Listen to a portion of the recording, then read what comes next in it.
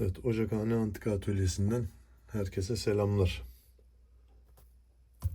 Benzinli, pompalı tip Sovyet Şimel 4 modeli benzinli ocağımız. Şimdi bunu deneyeceğiz ama bunu denerken hem de sizlere bir bilgi aktarımında bulunmak istedik. Arkadaşlar bunu gönderen arkadaşımız şurada ayakları var. Şöyle o ayakları göndermemiş. Ayakları takıp üzerine koyuyoruz. Şimdi ocağımızın parçaları rüzgarlığımız. Rüzgarlı havalarda bu ocaklar ön ısıtmalıdır. Ön ısıtma yaparken bakın şu delik olan kısım musluğa gelecek şekilde takılır ve ön ısıtma bu şekilde yapılır. Çünkü alkolün ısıtma özelliği azdır zaten biliyorsunuz. Daha verimli olmasını sağlar ön ısıtmanın. Ocağımızın başlığı şöyle göstereyim.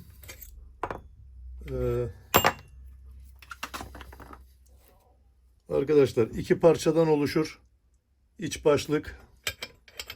Az önce ben bunu tam yaktım. Sonra video çekmek aklıma geldi. O yüzden sıcak tutamıyorum. Ve dış başlık. Bakın dış başlığın kenarında kertikleri vardır. Bu başlıklar genelde kaybedilir. Kertiği buradaki yerine geçirerek takılır ve düşmesi engellenir. Şimdi benzinimizi koyduk.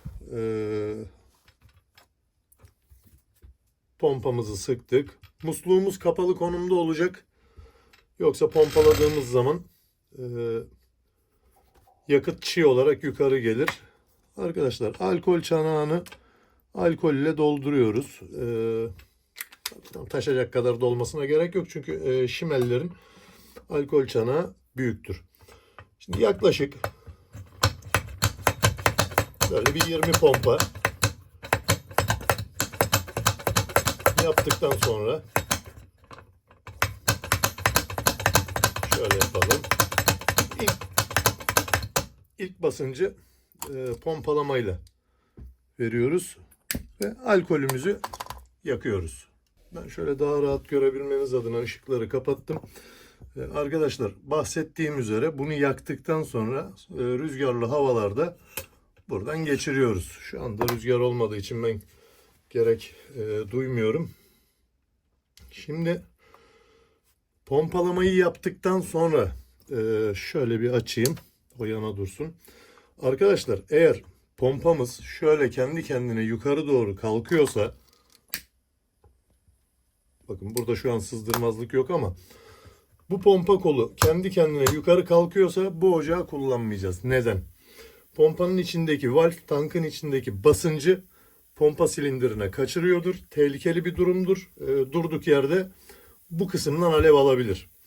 Eğer ocağı kullanırken bu pompanın bakın şu içinden olabilir ya da şu altından mum alevi gibi bir alev çıkması söz konusu oluyorsa arkadaşlar contalarımızı değiştireceğiz. Çünkü bu kapaklar sürekli sıkılıp açıldığı için oradaki contalarımız çok çabuk aşınır. Korkulacak bir durum yoktur. Oradaki contaları yedekleriyle değiştireceğiz. Bir ikinci husus da benzinli ocakların birçoğunda bakın mili tutan bir somun vardır. Şöyle yaklaştırayım. Mili tutan somunun içinde bir conta vardır. Bu conta ısınmayla yumuşar ve buradan zamanla mum alevi gibi bir alev gelebilir. Korkulacak bir şey yok arkadaşlar. Bakın 10 anahtarı buraya takıyoruz. Güç denemesi yapmadan, pirinç somuna zarar vermeden hafifçe bunun boşluğunu alıyoruz ve kullanmamıza devam ediyoruz. Korkulacak bir durum yoktur. Şimdi bir taraftan ön ısıtmamız da gayet verimli şekilde oluyor. Bu ocakları kullanan arkadaşlarımızın genel olarak korktuğu bir durum var. Onu da size izah edeyim. Şimdi diyorlar ki ya bizim tankımız çok aşırı ısınıyor. Patlayacak diye korkuyoruz. Arkadaşlar patlamaz. Bakın şimdi bunlar soğuk ülke ocakları. Şöyle izah edeyim size.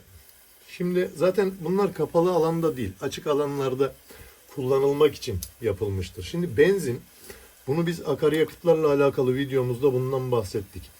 Akaryakıtların yanabilmesi için buharlaşması gerekiyor. Çok kısa geçeyim. İsteyen arkadaşlar o videoyu izleyerek daha detaylı şekilde dinlerler.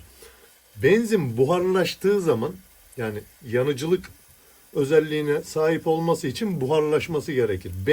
Isınan benzin buharlaşır ama buharlaşamayan tankın içindeki diğer kısım soğur. Orada da bir soğuma meydana gelir. Çünkü o tankın içindeki ısı buharlaşmaya neden olur ve ısınan benzin yukarı çıktığı için kalan benzin kısmı soğuk olur. Şimdi bu tankın, yani bu deponun ısınması o benzinin soğumasını engeller. Ya da o benzinin soğuması bu tankın ısınmasını engeller.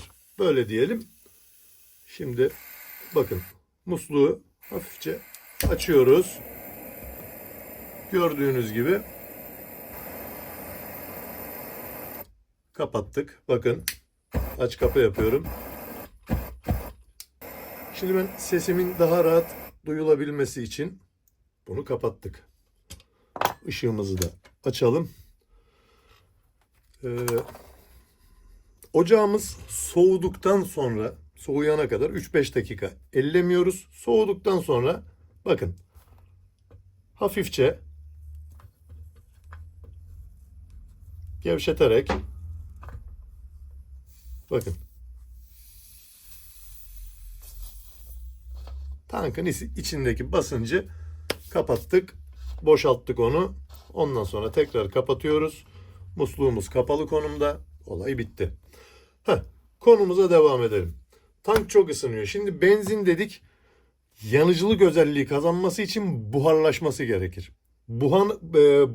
Buharlaşan kısım benzinin sıcak olan kısmıdır. Dolayısıyla tankın içinde kalan, yani buharlaşmayan benzinde de bir soğuma meydana gelir.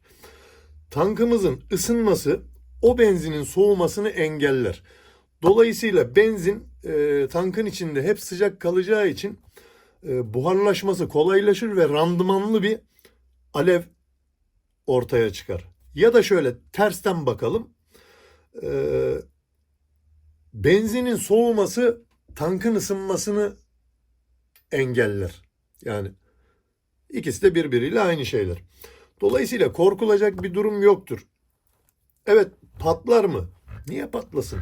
Bakın, burada emniyet valfi var.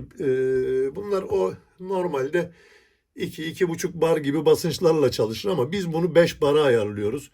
Oldu ki bir problem oldu. Çok aşırı basınç arttı. Arkadaşlar, tankın içindeki basınç 5 bara ulaştığı zaman buradan mum alevi gibi bir alev tütmeye başlar. O zaman bu ne demektir? Ocağı kapatıyoruz. Bu biraz beni soğut demektir. Buradan hafif bir anda açarsanız benzin fışkırır. Hafif gevşeterek